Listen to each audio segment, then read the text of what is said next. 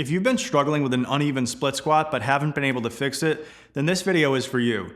We're going to be talking about why the common approaches like stretching, strengthening, and adjusting the foot often fail.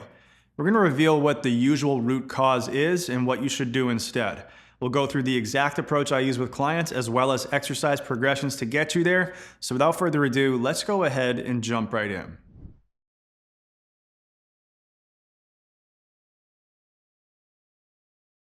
All right, so before we even jump in to explain why this happens and what to do about it, I first want to say that improving your split squat and making it even between the sides is an awesome project. If you're able to balance yourself over each side of your body and load all the joints involved in a split squat through a full range of motion, then not only are you going to be able to open up that mobility, but you're going to be able to load it and get those changes to stick long term. Now, with that said, if you're struggling with this sense of unevenness in your split squat, there's likely one side that feels tighter than the other, or one side that feels stronger than the other. And so it makes sense that you're trying to stretch the tight muscles, or you're doing additional sets on the weaker side.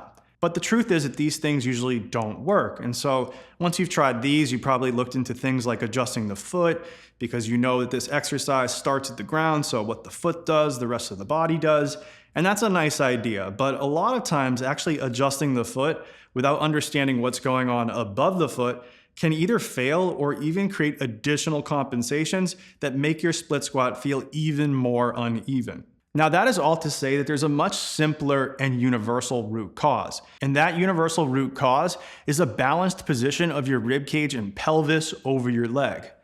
By balanced, what we mean is the perfect mix of stability and mobility. And oftentimes, if someone's feeling unstable in their split squat, they'll actually shift themselves over that leg in a way that gives up their mobility. And on the flip side, if someone is lacking mobility, they'll often shift away from that side in a way that disrupts stability. Now, once we understand that the key to achieving evenness in the split squat is a good ribcage and pelvis position, it begs the question, what disrupts the ability to get there? And in one word or one phrase, it's pelvic dissociation. Now, I know that sounds fancy and it's not the mental health dissociation, it's just the ability to move the pelvis independent of the segments above and below it. And to be more clear, it really just means the ability to move the pelvis without necessarily having to move the leg and without necessarily having to move the rib cage. Think about it for a second. If you're doing a split squat, you need your rib cage to point straight ahead as well as your shoulders to be square. Then we move up and down by bending the leg and straightening it. While this happens, the pelvis and lumbar spine need to be able to make micro adjustments as we're moving down and up in order to access full mobility and achieve that state of balance and stability the entire time. If we lack the ability to move the pelvis and lumbar spine without taking the leg or rib cage for the ride, we're likely to disrupt one or both of those. And the good news is there's only 6 movements and they occur in 3 planes. The first group of 2, so the first 2 movements are going to be anterior tilt, or moving the pelvis down and forward, and posterior tilt, moving the pelvis up and back. The second group, the third and fourth movements, are going to be hip hiking and hip dropping. And then the last group, the 5th and 6th movements, are going to be rotational movements, turning towards the lead leg and turning away from it. If we can do all of these without moving the rib cage above and with minimal movement of the leg, then we're going to have access to all those micro movements that allow us to maintain mobility and stability in the setup and as we do the exercise. So now let's get into a movement that helps us to learn how to do these 6 movements in the context of a split stance. This is going to transfer most directly to the split squat. All right, so to start out here, we're going to get into a split stance. We need to make sure that the rib cage is in a relatively neutral position, just like it would be in the split squat. So with 1 foot forward and 1 foot back, we're going to look at the chest and we're going to square it up to the front. So we're not turning towards the leg or away from it, but we're halfway in between. And then we're going to look at the shoulders too. So we don't want to be hiked up on one side or the other. So we're going to make that adjustment so that the shoulders are completely level. And now with the upper body set, we're going to move on to the movements of the pelvis in those 6 different directions and 3 planes. So we're first going to start out here by tilting the pelvis forward and then tilting the pelvis backwards. And the most important thing as you do this is to make sure this movement is happening only at the pelvis and lumbar spine and not at the rib cage.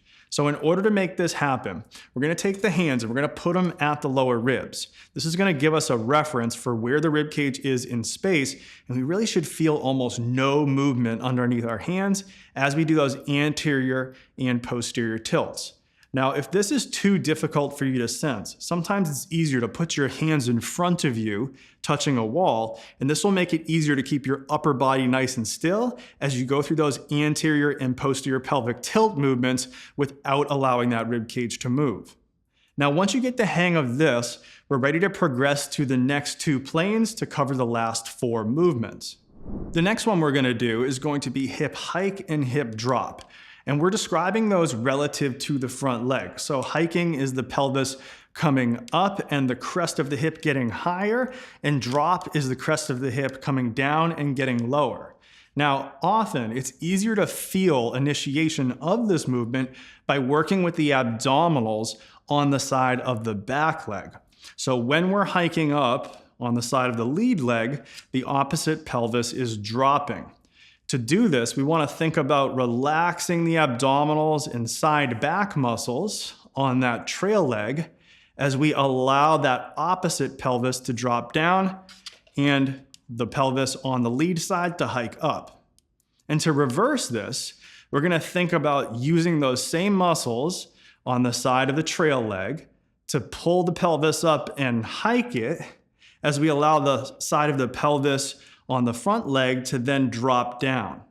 And then we're going to repeat this. So once again, we can take the hands, put them on the rib cage, or even use a wall, and then we're going to practice dropping and hiking the pelvis, either thinking about this from the perspective of the trail leg, using those abdominals, relaxing to drop, which is going to give us hike on the front leg, and then contracting to raise, which is going to give us drop on the front leg. Or we can think about this more from the perspective of sinking into that front leg, letting that side hike up a little bit, and then pressing down and creating some space here at the front of the hip, letting the pubic bone come further away from that lead leg. Whatever it is that helps you get that feeling, your focus here should be not letting that rib cage move. And I know this feels really goofy, but if you can master this, this is going to give you access to shifting to the left and shifting to the right. Now, last but not least, and I would say by far the hardest in terms of avoiding leg movement, is going to be rotation both towards and away. So to start here, we're going to practice rotating away, which should be relatively easy. Now, when we do this, we want to make sure that the knee stays just in line with the middle part of the foot. So a lot of people, when they turn away, they'll bring the whole leg with them. And this is helpful sometimes, but in this context, we want to avoid that. So we're going to keep the knee in line with the second toe, and then we're going to open the hips.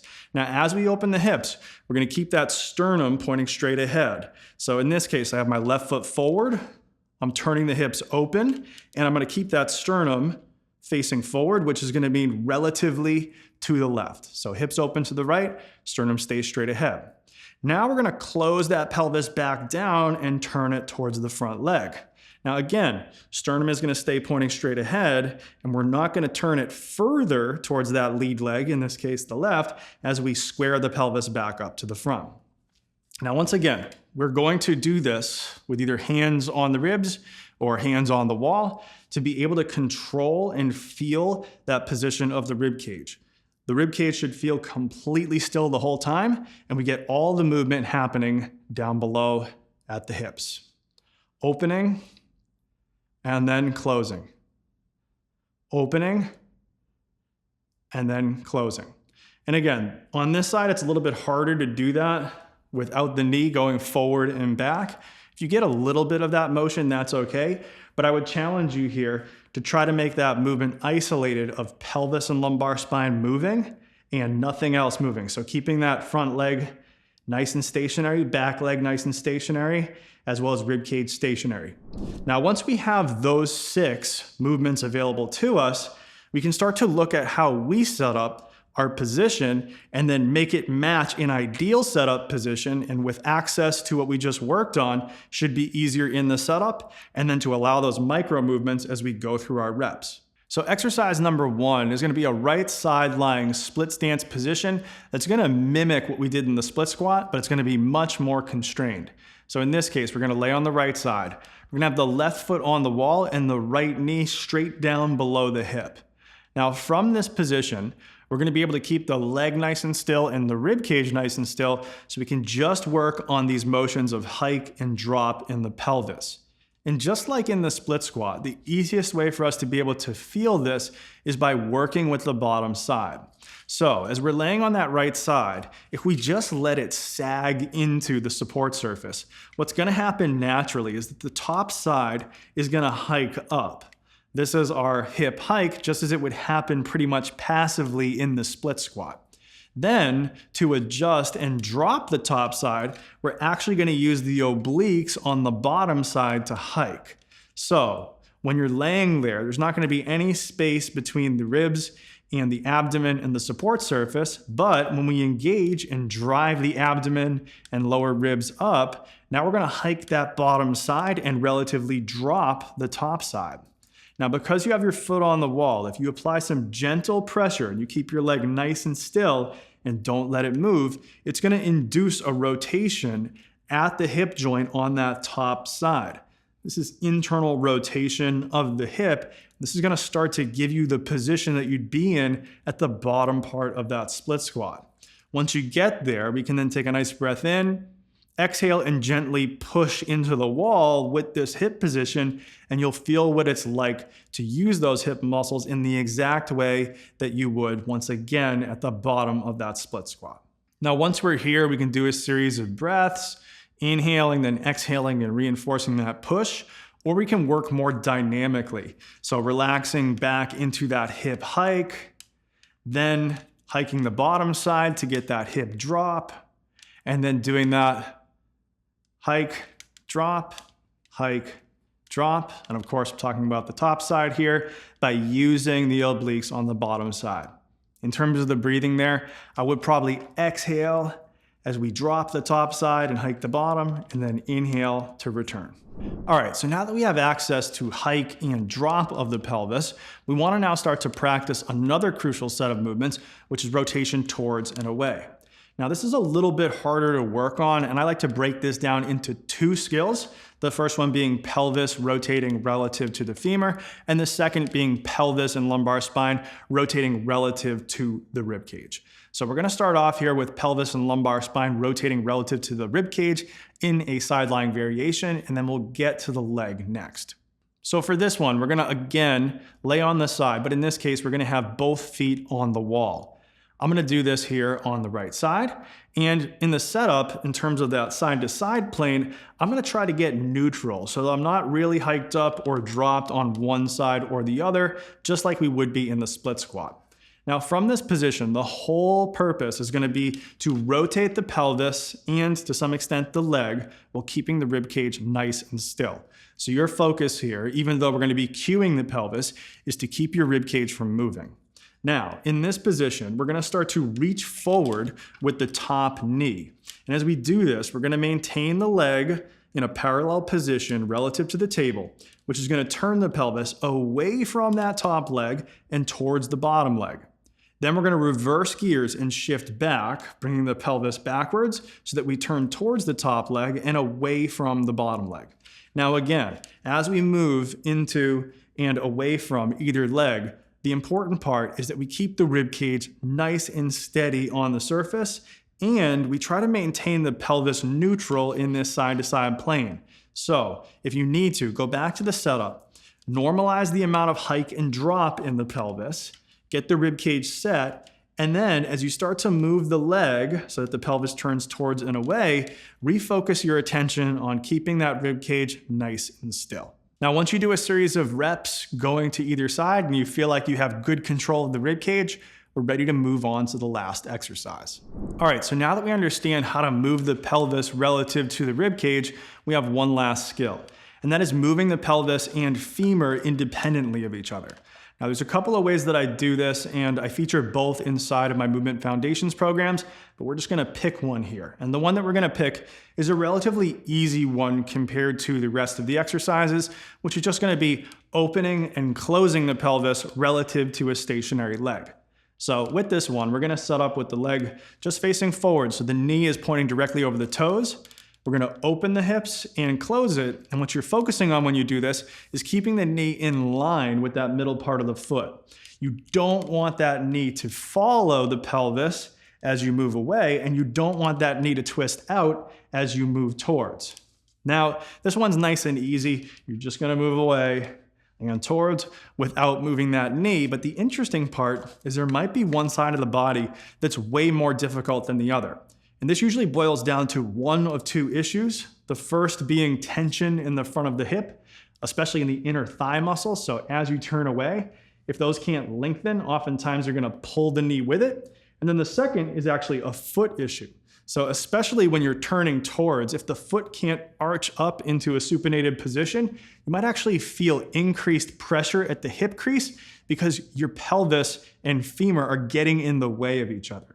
Now, those are both topics that we can cover in another video, and if you want me to cover them, please let me know by leaving me a comment in the comment section. All right, so that just about does it. The key movement for evening out the split squat is gonna be pelvic dissociation, both from the leg and from the rib cage above it. If you can do this in all three planes with those 6 motions, then you're gonna be able to modify your setup and get the micro movements you need to unlock full mobility and stability. Now, if you want a step-by-step systematic way to do this through the rest of the body and in the pelvis too, then go ahead down below and check out my foundations programs where this is exactly what we cover so we can get you doing all the major movements in the most competent way possible. All right, as always, thanks a lot for watching. If you haven't already, subscribe to the channel, leave me questions down below, like this video, do all those things that help the algorithm to help me, help more people. And until next time, peace.